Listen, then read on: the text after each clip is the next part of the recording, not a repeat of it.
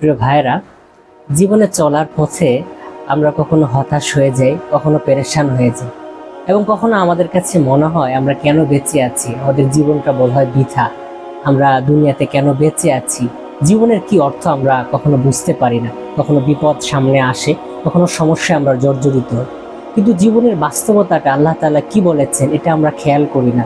আমরা কোরআনের বিভিন্ন আয়াত নিয়ে যদি পর্যালোচনা করি, একটু পড়ি, তাহলে বুঝতে পারি আমাদের জীবনটা তার স্বাভাবিক গতিতে চলছে, কিন্তু আমরা বুঝতে পারছি না।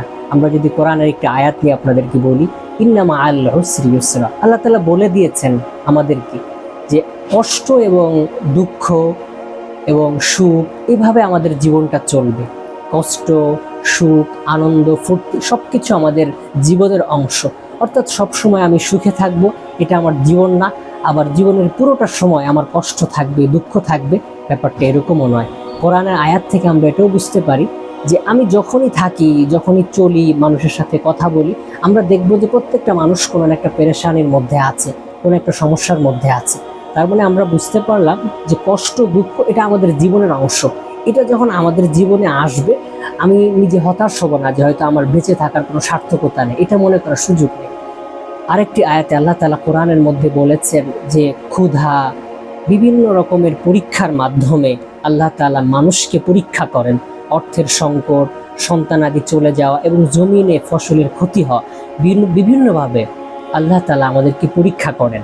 তার মানে কখনো আমি অসুস্থ হলে এটা আল্লাহ তাআলার পক্ষ থেকে পরীক্ষা, কখনো আমি সমস্যায় পড়লে সেটা আল্লাহ তাআলার পক্ষ থেকে পরীক্ষা।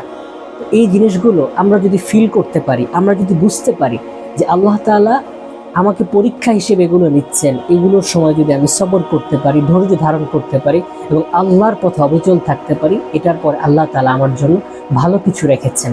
এবং ইন্না মাআল উসরি ইউসরা, এই আয়াতের অর্থ এটাই যে আমার পুরো সময়টা আমি দুঃখে কষ্টে থাকবে না। আল্লাহ তাআলা সান্ত্বনা দিচ্ছেন আমাদের মুমিনদেরকে, মুসলমানদেরকে, লা তাহজান, অর্থাৎ পেরেশান হওয়ার কোনো কারণ নেই। মুসলমানরা, মুমিনরা তারা কখনো পেরেশান হতে পারে না, তারা কখনো হতাশ হতে পারে না। আল্লাহ তাআলা আমাদেরকে সঠিকভাবে বিষয়গুলোকে উপলব্ধি করার তৌফিক দান করেন।